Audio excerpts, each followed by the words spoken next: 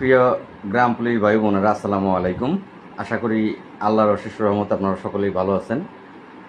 ভিডিওটা প্রত্যেকে মনোযোগ দিয়ে শুনবেন এবং লাইক কমেন্ট শেয়ার করবেন।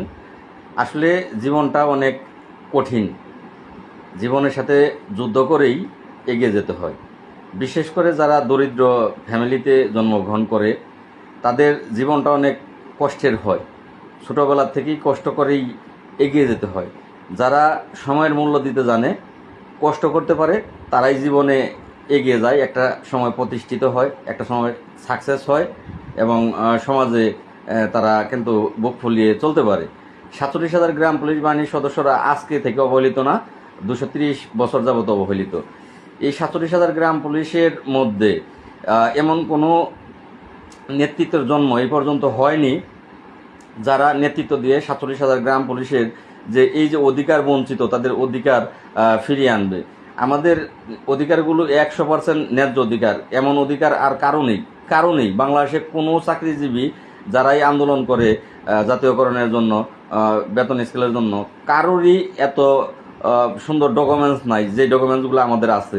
আমরা সেই ব্রিটিশ আমল থেকে চাকরি করে আসছি। আমাদের পার্শ্ববর্তী দেশ ইন্ডিয়াতে গ্রাম পুলিশ সরকারি, কিন্তু বাংলাদেশে গ্রাম পুলিশ সরকারি না। তো সরকারি কাগজপত্র আছে, সব কিছুই আছে, কিন্তু সরকারি কাগজপত্র মোতাবেক, গেজেট মোতাবেক বেতন দিচ্ছে না। আমাদের সংগঠন আছে, কিন্তু সেই সংগঠনও জোরালোভাবে সরকারের সাথে যুদ্ধ করে না যে আমাদের জাতীয়করণের গেজেট আছে, জাতীয়করণের প্রজ্ঞাপনপত্র আছে, বঙ্গবন্ধুর প্রজ্ঞাপনপত্র আছে, তাহলে কেন আমাদেরকে জাতীয়করণ দেওয়া হচ্ছে না? এই যুদ্ধটা আমাদের যে কমিটি 1980 সাল থেকে আছে, সেই কমিটি তারা সেভাবে যুদ্ধ করছে না। যদিও আমি ইদানিং বঙ্গবন্ধু আদর্শ গ্রাম পুলিশ কেন্দ্রীয় কমিটির নামকরণ দিয়ে যুদ্ধ করার চেষ্টা করতেছি, আপনারা আমাকে খুব একটা সঙ্গ এই পর্যন্ত দেননি। আসলে টাকার কোনো বিকল্প নাই। জীবনে যার টাকা নাই তার কোনো দাম নাই। আপনি যে কোনো কাজ টাকা ছাড়া করতে যাবেন, শুধু ঘুরবেন, কাজ আর হবে না। শুধু ঘুরবেন, আপনাকে অনেকে আশা দেবে যে টাকা লাগবে না, অনেকে আশা দেবে। আমি ভুক্তভোগী, আমি জানি। আমি আমার জীবনে বহুত ঘুরেছি, বহুত দেখেছি, আমি ভুক্তভোগী, আমি জানি। সকলে আশা দিতে পারে, কিন্তু কেউ আপনাকে বাস্তবায়ন করে দেবে না। সেক্ষেত্রে আমি শেষবারের মতো আবারও চেষ্টা করব 47,000 গ্রাম পুলিশ দীর্ঘদিনের যে অবহেলিত, সেই অবহেলিত জীবন থেকে মুক্তি পাওয়ার জন্য, গ্রাম পুলিশের নামের মর্যাদা পাওয়ার জন্য এবং স্বীকৃতি, সরকারিভাবে স্বীকৃতি পাওয়ার জন্য। তার জন্য অবশ্যই অর্থনৈতিকভাবে অর্থের প্রয়োজন আছে। এখানে কিছু সংখ্যক ছেলে যারা আছেন, ইয়াং জেনারেশন, আপনারা জানেন যে একটি সরকারি চাকরি নিতে গেলে 10-15 লাখ 20 লাখ টাকা লাগে। তাছাড়া হয় না, টাকা ছাড়া চাকরি হয় না। এইটা ঘুষ বলেন আর যাই বলেন, যে বাসাই বলেন, টাকা ছাড়া কিন্তু চাকরি হয় না। আমাদের জাতীয়করণটা আনতে গেলেও এখানে আমাদেরকে কঠিন পরিশ্রম করতে হবে। সেই পরিশ্রম আমি করতে জানি। আমার চেয়ে বেশি পরিশ্রম যদি কেউ করে থাকে 47,000 গ্রাম পুলিশের মধ্যে, আপনারা কমেন্ট বক্সে জানান যে আপনার চেয়ে বেশি পরিশ্রম তারা করছে। এটা কমেন্ট বক্সে আপনারা জানান।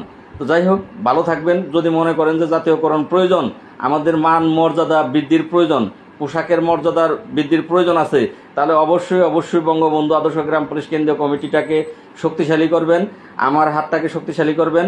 আমার সাথে আপনারা সকলেই যুক্ত হবেন। বৃদ্ধ কাকারা যারা আছেন, যারা বিরোধিতা করেন, আপনাদের বলতেছি, বাবারা, এইখানে আপনারা বিরোধিতা কেন করেন জানি না। যদি ভাগ্য পরিবর্তন হয়, আপনাদের জন্যই ভালো হবে, আপনাদের জন্য সুবিধা হবে।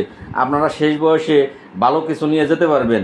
আর আজকে যেই কথা শুনতেছেন যে এইটা কি 100% কেউ নিশ্চিত দিতে পারবে?